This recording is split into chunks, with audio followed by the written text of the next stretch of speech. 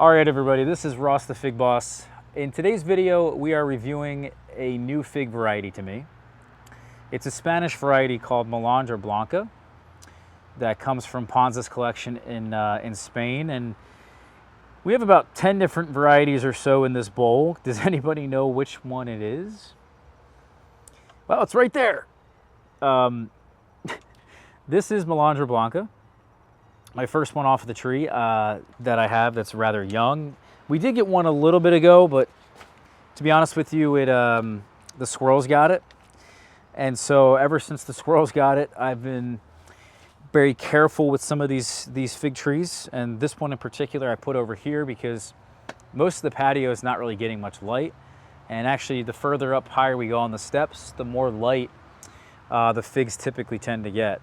And so this fig has been rather slow to ripen. I don't know exactly what the hang time is, but it's really the thing that I've been the most curious about. Also to see it hang and to see it in action, to see the rain resistance. It's been rather rainy here. In fact, over the last 2 or 3 days, it's been really nasty. I even had like fog warnings, and the fog was so intense that the clouds are basically down here at ground level. And so this fig and a couple others performed really well, like Verdino del Nord, and also this new one to me called Small Comuna Black, or actually not Small Comuna Black, excuse me. This new one to me, it's from Rome, Italy. It's just an unknown. And so there's a couple of them that have been doing well. Even, by the way, Norella hasn't done well, and that should do well in this rainier environment as a hardy Chicago type. So I'm pretty impressed with this. I'm not going to say it's amazing just yet, but it does have a slight split down here on the bottom. It does hang well. I like the shape. This is exactly what it should look like. And so I'm very interested to try this thing. It's supposed to have, in Pons' book, he says it has a really nice flavor. And so that's exciting because not only should it perform well according to his book in the rain, it has a nice shape, but it also should taste well. So the only thing for me to kind of figure out is, well, how really well does it do in the rain?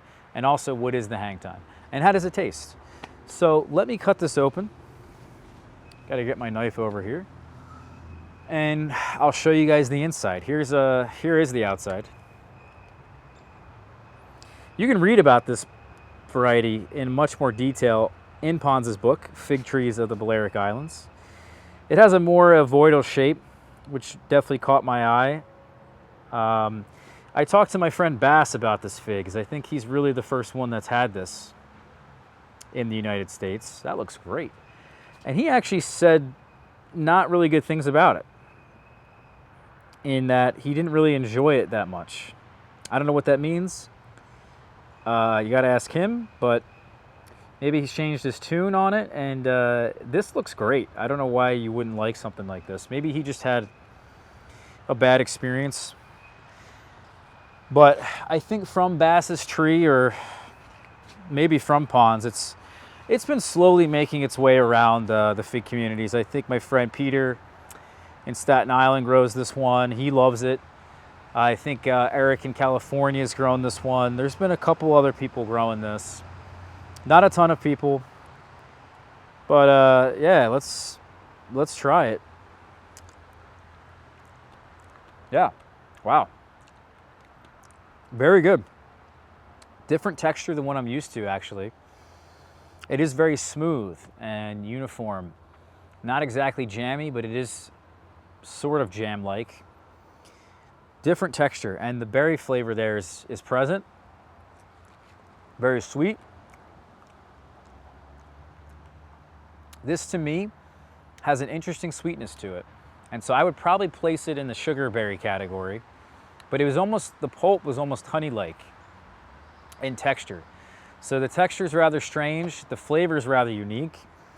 It is a lot like almost like a sugar fig or a honey fig, plus the nice berry flavor there. And so I guess what really is going to happen, it's going to change in flavor quite a bit. I don't think I can really rely on the flavor just in this one single fig that I've eaten off such a young tree, because it's probably been getting a little more water than it should. And so next year it'll be ready to go. We have an air layer on it, and it's just barely rooting there. I realized that I'm going to love this fig, I think, after seeing it. And so I decided I want to put an air layer on it to make another copy and plant that tree in the ground. And so this one I think has got a lot of promise. I'm even very tempted to just place it right in the ground today and so try to get it established. But I really like to see the hang time and more of that rain resistance in action, even though I would say it's been really cold, terrible weather. And so only very few figs have made it through this crap. Smith is one of them that made it through, Hatid the Argentile. And so I got a bowl of figs here to prove it. Ashia Black is not one of them. The Paradiso from Bode is basically ruined, and there's a Hardy Chicago actually behind me that's doing pretty good. I wouldn't say it's the most terrible environment, but it's enough bad weather to say that it's not a bad fig in this weather. That's for sure, because some of these other ones I have, they're without a doubt terrible in this weather. And so it's at least above average. And so for that, that's to me enough, maybe enough to plant it in the ground. I'm not sure. I have to really think about it. Again, Pons' book says glowing things about it, the flavor, and glowing things about the performance. And so not a fig we really talked much about for many years. There's a lot of Pons figs that have been imported into the United States, and so really the wrong ones, in my opinion, were imported. And so it's finally coming around to where there's even a list of figs in his book that I have that I'd like to acquire that are not really in the United States yet. And so I think there's still a lot more potential out there. Another one is like Forastera de Con Review. It's pretty underrated, I think. But there have been some really nice ones, and a lot of them, though, for drier climates. I may try to reacquire a De Traces Place. We'll see. My friend Dan Foster was raving about that one to me recently, and so, yeah, I don't know. But this is a Spanish fig in Pons' collection there. You want to get his book, it's The Fig Trees of the Balearic Islands, and I would highly recommend it. There's an English version. Please, guys, also check out my blog, my information on the blog, figboss.com. There's so much information there. We even have merch for sale now. We got fig trees for sale. We got cuttings for sale very soon. Hit that subscribe button. We'll see you guys for the next one. Take care, guys.